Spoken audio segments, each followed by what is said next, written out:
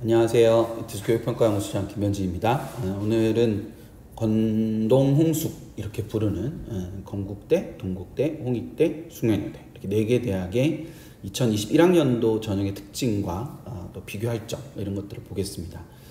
이런 학교 군들을 이렇게 볼 때는 개별적인 학교로 보는 것도 되게 중요하지만 전체적인 틀을 놓고 요 틀 안에서 각각 비슷한 성향의 전형이 있는데 그 비슷한 성향의 전형들이 어떤 차이가 있고 그래서 나한테 유리하고 불리한 걸 따로따로 나눠서 볼 필요가 있습니다. 그래서 아무래도 오늘 이렇게 4개 학교를 이렇게 묶어 놓은 거를 제가 보여드리면 이렇게 4개 학교가 이렇게 존재합니다. 여기 보시는 대로 홍익대와 숭명여대에는 교과가 지금 존재하죠. 네, 교과가 존재하는데 나머지 요 2개 대학은 교과가 존재하지 않습니다. 그렇죠? 교과가 없이 그냥 아예 교과가 존재하지 않는 상황이라고 보시면 되고 홍대와 숙대만 교과가 존재하는 전형입니다. 반면에 요 2 학교는 이 건대와 동대는 이렇게 학교장 추천 전형이 존재합니다. 반면에 이제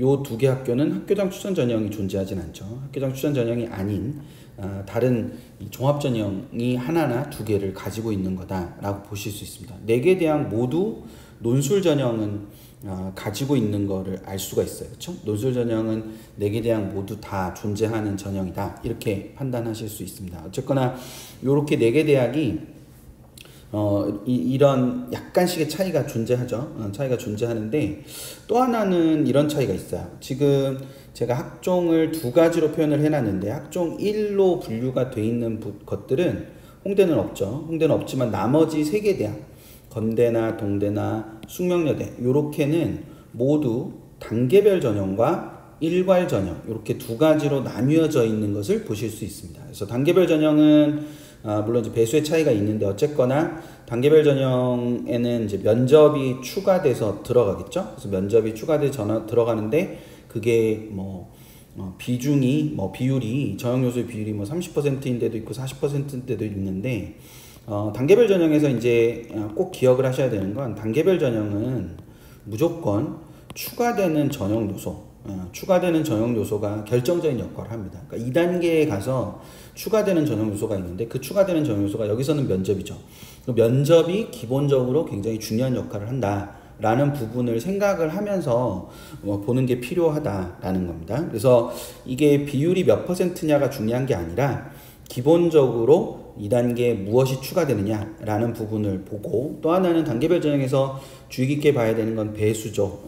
배수를 따지는 것이 필요합니다. 여기는 3배수, 여기도 2.5배수와 3배수. 이제 모집 단위에 따라서 2.5배수인 데가 있고 3배수인 데가 있고 여기는 4배수 전형을 갖습니다. 그러니까 똑같이 10명을 뽑더라도 예를 들어서 3배수면 30명인 거고 4배수면 40명이 1단계에 합격하는 거잖아요. 그러면 상대적으로 4배수인 게 훨씬 더 합격자가 많이 나올 뿐만 아니라 기본적으로 여기서 이제 서류 심사를 하게 되는데 서류의 경쟁력이 떨어진다고 생각하면 4배수인 쪽으로 가야 되는 그런 구조라고 볼 수 있죠. 물론 난 남학생인데 이러면 수명여대 못 가겠지만 그리고 그 밑에 이제 일괄 전형인 것들을 보면 다 서류 100%인 전형이 대부분이지만 건대 학추는 특이하게 교과를 정량평가하는 특징을 가지고 있습니다.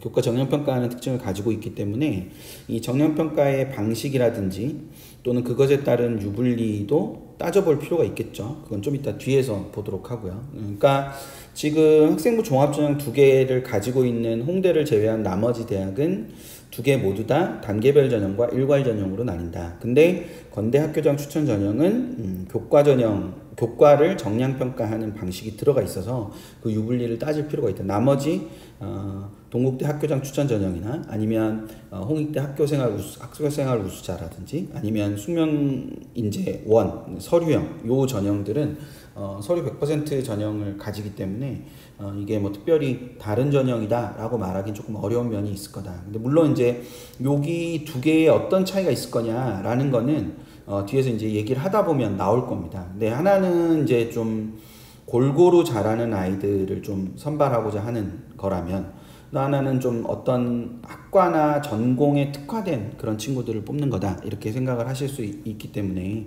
그 차이를 보시면 될 것 같고, 반면에 이제 홍대와 숙대에 있는 이 교과 전형 두 개는 교과 100이라는 건 똑같아요. 교과 100은 똑같은데 둘 다 최저가 존재하죠. 최저가 존재하는데 최저의 차이가 좀 있어요. 그러니까 인문은 세 개 그러니까 홍대는 세 개 영역을 본다라는 특징이 존재하고요.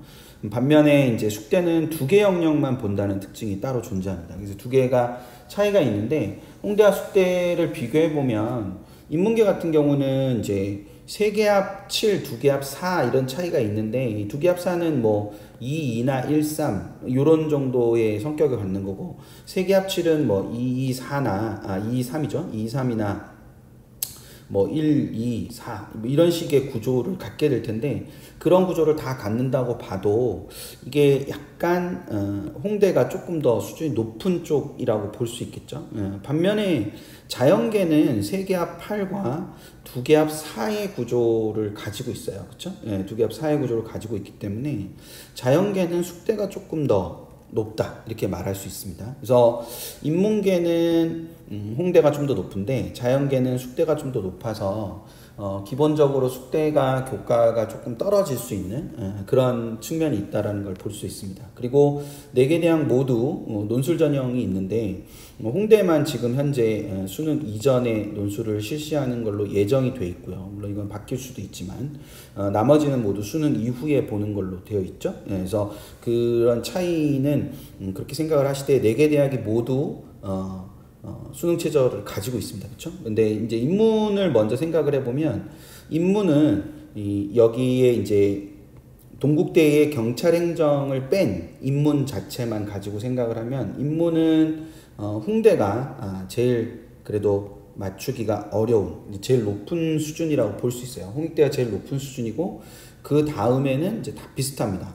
그래서 건국대나 아니면 동국대나 숙대나 다 비슷한 수준이어서 뭐 그게 크게 어떤 차이를 갖는다고 보기는 어렵습니다. 반면에 자연에 있어서는 좀 차이가 존재해요. 그 자연에 있어서는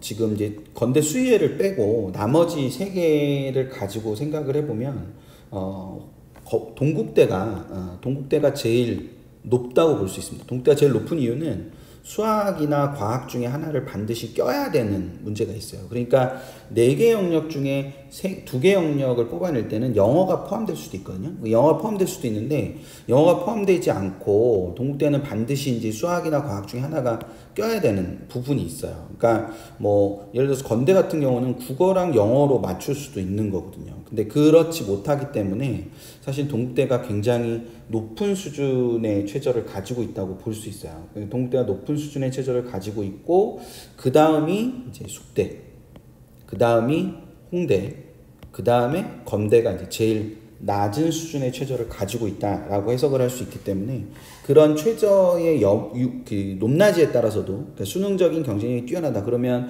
자연계열은 동국대부터 그 다음에 숙대, 그 다음 홍대, 그 다음 건대 이렇게 움직여가는 그런 것도 좀 생각을 해볼 수 있을 거다라는 거, 이제 그거를 생각을 해두시면 됩니다. 여기 정리하자면, 논술에서 최저의 순서는 기본적으로 인문계열은 홍대가 제일 높다, 1번이다. 그리고 나머지 3개는 좀 비슷한데, 자연계열에서는 아주 동국대가 아주 독보적으로 좀 높은 최저를 가지고 있고, 나머지 순서로는 숙대, 홍대, 건대 순으로 돼 있으니까 그걸 가지고 선택을 하시면 될 거다라는 거.